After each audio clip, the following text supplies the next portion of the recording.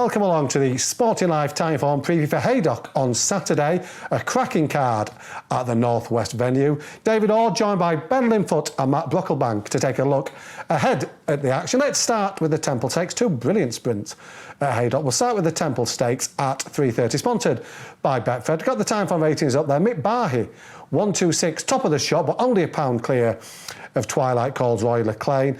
Matt, this is an intriguing contest. Mick Barhy, top of the ratings. Is he top of the Matt Brocklebank shortlist? That would be skipping to the end before we've really gone through it, isn't it? But he is, Dave. Just a bit of a spoiler alert. Yeah, as you say, it's a cracking field. It's a big field. There's only £4 between kind of the top half dozen there on the Timeform ratings. Yeah, Mick Barhy's up there. He showed genuine flashes of brilliance at points, didn't he, throughout his three-year-old campaign? He's a kind of a leggy sprinter. He's not necessarily like your sort of speedball, cannonball rounded individual. I suspect he might have improvement to come as a four-year-old this time around.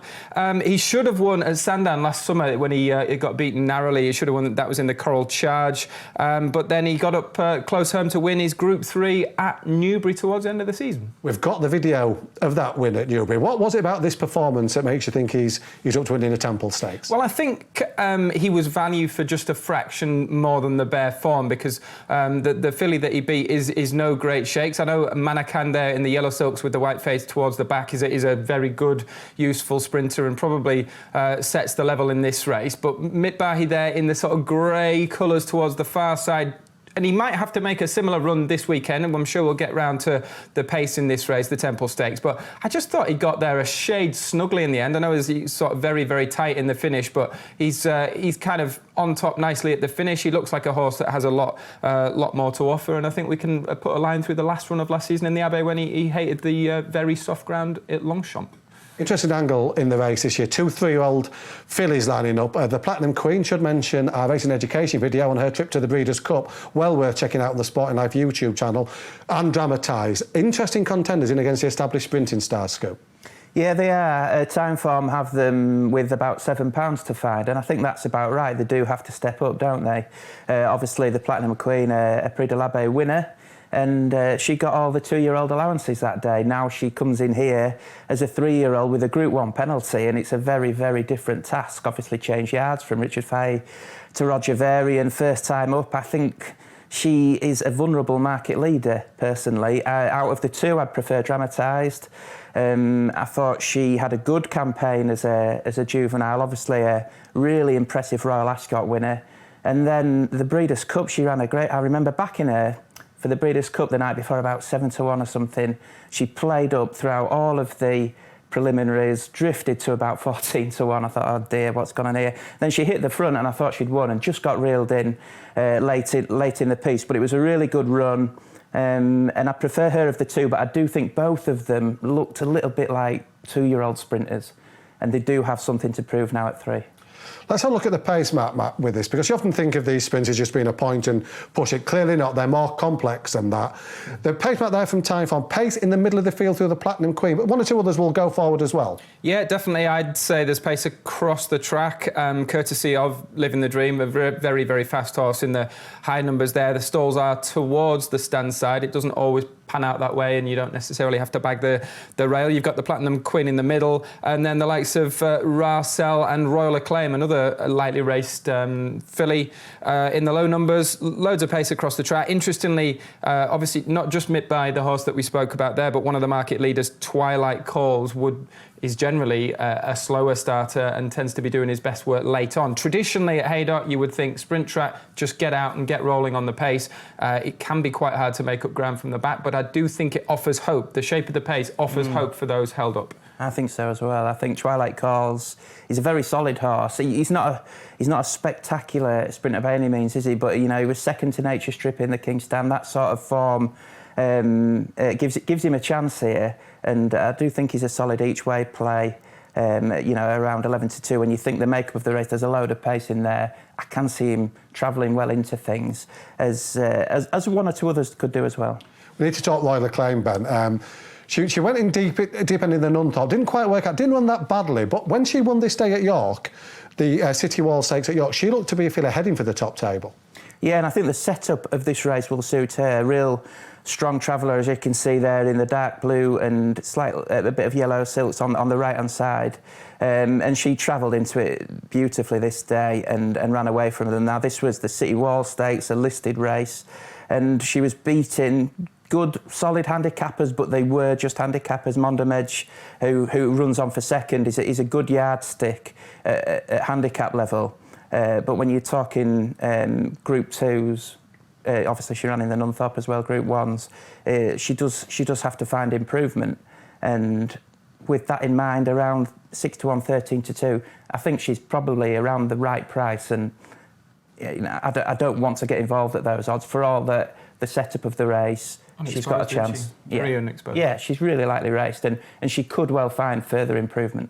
But Matt, I went, spoiler alert, right at the top of the show, Mick Barhy for Matt in the Temple Ben Linfoot selection. Yeah, I'm not desperate to have a bet in this race by any means. I think it is quite trappy with a few unknowns in there, but I do think there's a solid one that's been underestimated, and that would be Happy Romance, around 14-1. She's got really good group level form. Really unexposed at 5 furlongs in recent years. Won over 5 furlongs last time at Bath in a listed race that's working out really well. And I can see her running well under Sean Levy, and she'll be another one who she could be outpaced in this test on fast ground over 5 furlongs at Haydock. That's the concern. But with the race, how it could be run, like we've spoken about with the pace, she could be running on, and I think she's an each way possibility. Quick line on the Sandy Lane, the big 3-year-old's been on. They got a fantastic renewal of it, real depth. But we've got the top rated in the Sandy Lane, Matt, is Little Big Bear for Frankie Dettori and Aidan O'Brien. Is he a champion sprinter elect? Are you prepared to just put a line to what happened in the 2000 Guineas? Yeah, I probably would be putting a line through it. I mean, let's not forget he did officially return lame. There was a report of him returning lame. So yeah, I think we probably have to put a line through that. Not just him, but quite a lot of horses that ran that weekend, certainly on Guineas Day. I'm going to take a slightly off the wall look at this, and I don't have a strong view on this race at all, but what I would say is that I would hover over the Derby market whilst watching this, because if you think about if Little Big Bear comes out and wins this, you can absolutely guarantee that August Rodin's going to shorten for the Derby. So I'd potentially have a little look at that. I think you might be in a position to sort of trade a bit of August Rodin if this comes out, because the confidence will grow massively. Everyone will obviously be striking a line through the Guineas form, and obviously Aidan's, the confidence will be up for August Rodin. Now, our producers are keen for us to move on to the Silver Bowl Handicap. I've seen the graphics. We're nearly there, I promise you. We're nearly onto the Silver Bowl Handicap. But before we do, Ben, yes, for or against, one word, Little Big Bear. Just one word? Yeah. Well, it's tough, isn't it? Because it's been really well backed, and obviously 20 days on from the Guineas, it's not a huge turnaround for a horse that returned lame. But look, on his Phoenix Stakes form from last August, he will win this doing handstands. So I'll go yes. Four. Thank you. Thank you. Dom, Nicole, great news. We're now ready for the graphics for the Silver Bowl Handicap at Haydock. This is the big betting race of the day. Just bring it. Top of the shop there on the time form ratings, Matt. Oh, sorry, Ben. Deservedly so? He wouldn't be my pick for the obvious one in the race. He's certainly not top of the market, is he? Because he's 16-1. But you have to respect his chance, because he's trained by Clive Cox, who's won this race twice in the last 4 years, and he's a 3-year-old that brings solid recent form to the party. He ran just last week, didn't he, at Newmarket? He did. Now, we've got some video form available for this race, Matt, and it's a horse called Covey, who, if you're looking on those time form ratings there, 115p, John and Thady Gosden, unexposed, improving 3-year-old, ticks an awful lot of boxes. Not for me, Dave. Not a strong view in the Sandy Lane, but a very strong view in this race, in that I think this is a horrible price, 5-2 for this horse. I think this must be one of the worst Newmarket maidens run, certainly this year, possibly ever. The horse he beat here has been stuffed in a novice and beaten in a handicap, now rated 67. The fifth has finished last in a Leicester maiden since. And if you roll on to not the race that we've got here, but the Newcastle race, he's beaten a horse who's since been beaten in a Hamilton handicap of 62. So He looks good here. He's got the time form P, but massively flattered to be racing against inferior rivals. He faces the much stiffest task of his career so far, and he's got to defy a mark of 90, so it looks really, really stiff to me, that mark. Lovely strong view. Matt's reputation on the line there around Covey in the Silverwell. Brilliantly strong view. He's got the time form pace, Matt. Ben, have you got a similarly strong view about how this race is going to be run? Well, as you can see, there's not bags of pace in there. You've got Bodargan, is that how we're saying it? Bodargan, yeah, maybe. Bodargan. You're going to tell me Frankie makes all on Covey, aren't you? Well, he could do. He's going to be prominent, I think. But there doesn't look bags of pace in there, and I think you've got to bear that in mind. I think you've also got to bear the ground in mind, because we're looking at good to firm ground. It's drying all the time. It's been warm. There's no rain in the forecast at all. And a lot of this form has been run this spring on softer ground. And I think you've got to look for a horse that's going to handle faster conditions. And I do like the look of Peter Chapel-Hyam's horse here, defensive fort, with that in mind. Going to be dropped out? Is that any concern looking at that pace forecast? Well, I'm not absolutely convinced he will be dropped out. I know it says that on the time form prediction. But he was ridden when he won at Ascot on his debut last summer on ground time form described as firm. He was ridden quite forward, and I would expect that he will be mid pack at least. I don't think he'll be dropped right out. Under Jason Watson and his ability to handle the ground, he was thrown in the deep end after that. He ran in a couple of group races, the Solario and the Horace Hill, and in the Horace Hill he just didn't handle the heavy ground whatsoever. And he was taken out of a handicap at the Guineas meeting because of the soft ground that day by Peter Chapel-Hyam. But I think he's got a nice horse here at the bottom of the weights. He's got a terrific record in 3-year-old handicaps, and around 7-1 is the bet for me. We've got a video clue, Ben. I'll stick with you because you put the video request through. You were sent through our request Racing TV for the clips. You asked for Royal Cape, finishing second at Kempton. Why? Royal Cape, yes. Why did I ask for this? No, this form's worked out really well, actually. Royal Cape's on the far side in the white cap. The leader is... What's the leader called, Matt? Lose Your Wad won the race. Lose Your Wad won the race. And...